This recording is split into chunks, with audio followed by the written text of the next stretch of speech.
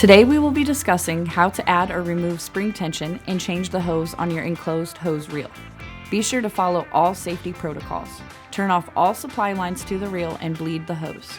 Start by pulling out a length of hose and ensuring your spool is latched. Then remove the bumper.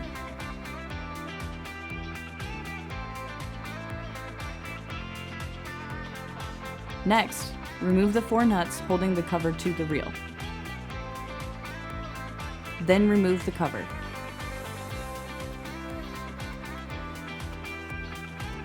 Once the cover is off of the reel, remove all spring tension from the reel.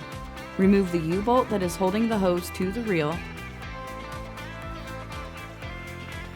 and loosen up the fittings so you can remove the hose from the spool.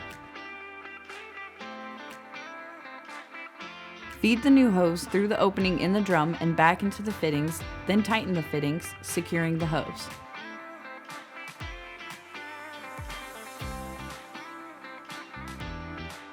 Replace the U-bolt.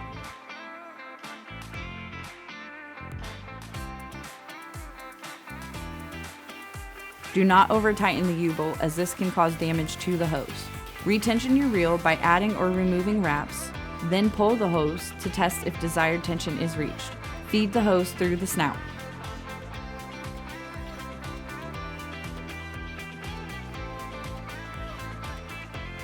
Install the cover back onto the reel by securing the 4 nuts.